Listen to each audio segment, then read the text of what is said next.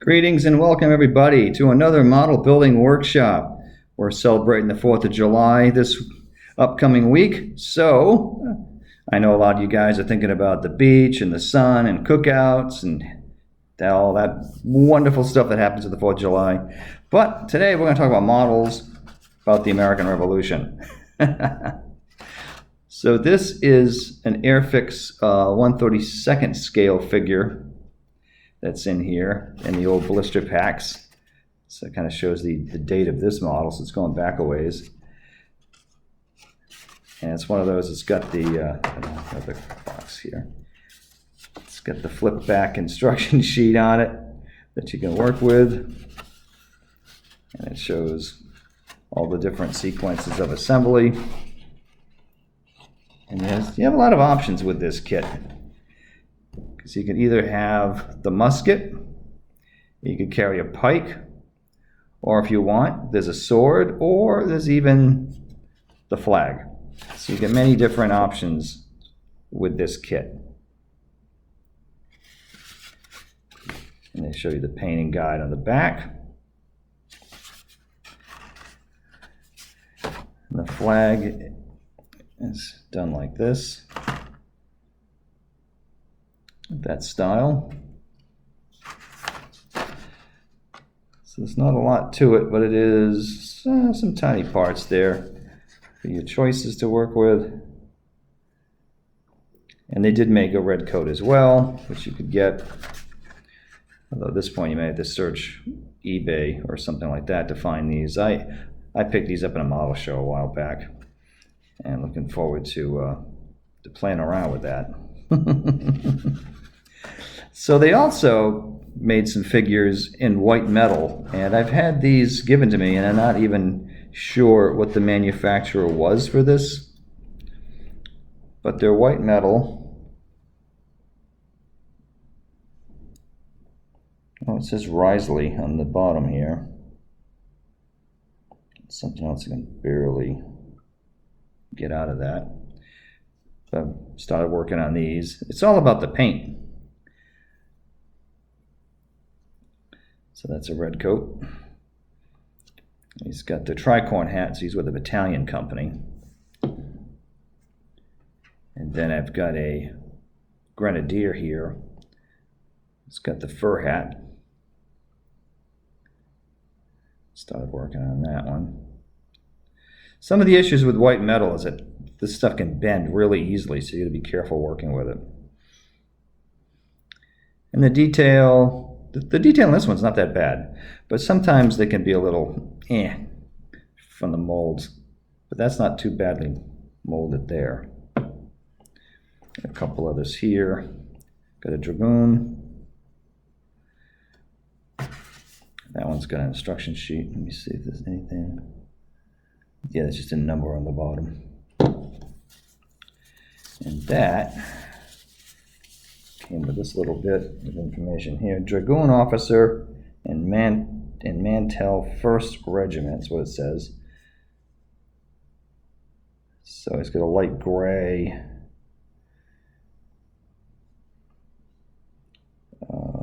gold buttons. So it gives you an entire cut of black leather hats. So it gives you the entire rundown on how to paint this one. And a lot of these things you can look up online too to find the different unit. Because there's a lot of variety with the units and the painting and how they wore the colors. And this is an artilleryman from Rhode Island.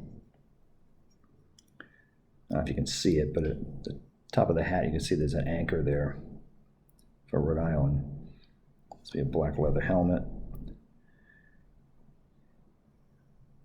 Most people are probably familiar with, in Rhode Island, the all-white uniforms that they had, and we in Rhode Island had the African-American, the freed slave unit, which is very famous to Rhode Island. So this is the Rhode Islander here that I'm working on. And then we get some other stuff too.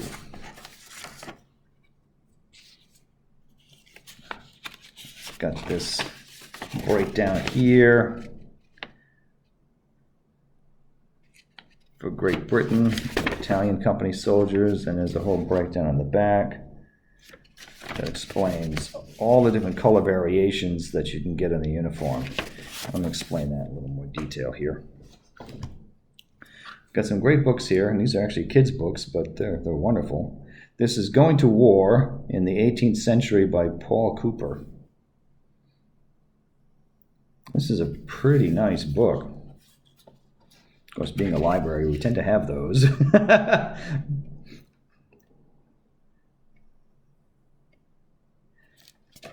it gives you a pretty good rundown.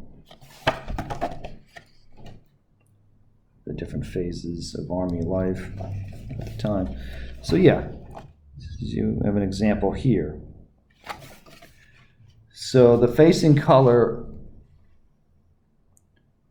on the coatee is different from unit to unit, is what it's saying. So in this case, he's got the yellow accents. And that's, you know, the famous unit in New England for the yellow is the 10th Regiment of Foot, which is stationed in Boston. And this is the unit that was sent to Lexington and Concord. And when the shot hurled around the world in the beginning of the fighting, this is the unit that was there. Although whether the battalion company was there, I'm not sure. I don't know if they, or the Grenadiers, not completely sure which ones showed up or which ones didn't for that engagement with the colonial militia on the Green in Lexington. But that's something you can easily look up. And of course, they had the different colors, different flags that they would bring into battle. Got the Hessian soldiers. It talks about the cavalry here and different cavalry weapons, you know, the artillery.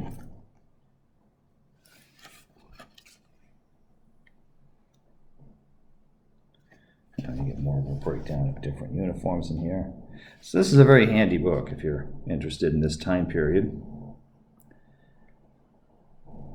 Tactics to forts, camp life, the Navy.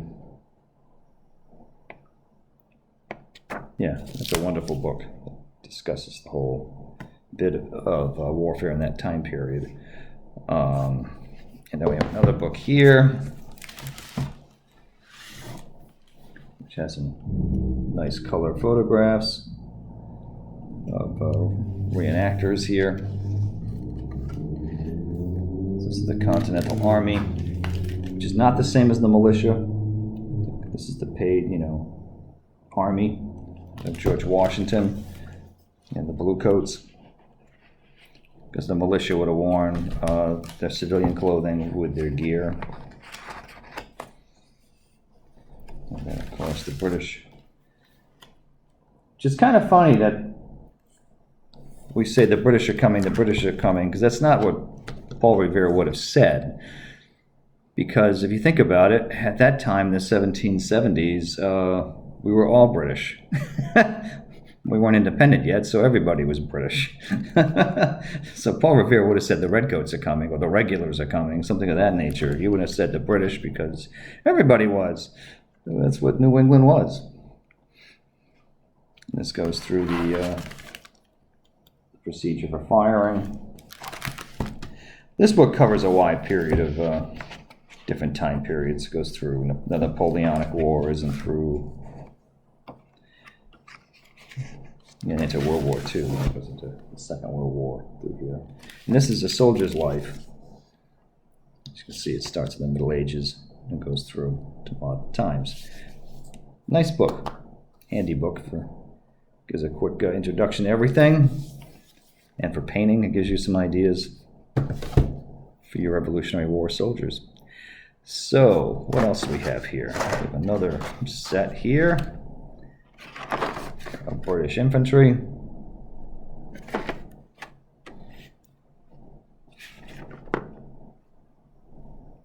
It shows some of the different colors in the back here. Again, the yellow, which is typical for the 10th Regiment, which is probably, like I said, probably one of the most known units in the American Revolution for New England. So that the musicians would have had the yellow jackets. They would have taken that facing color and they would have reversed it so that the red would have been the trim and the yellow then became the color of the jacket. That's for the musicians, which were the fife and the drum group, which would have been how they transmitted orders actually back then for different speeds of marching, and it would even signal different formations, etc. Because that was kind of the way of communicating and sending orders was through the music. So let's take a look at this set. Get an interesting idea of different types of hats as well, the headgear. Who made these?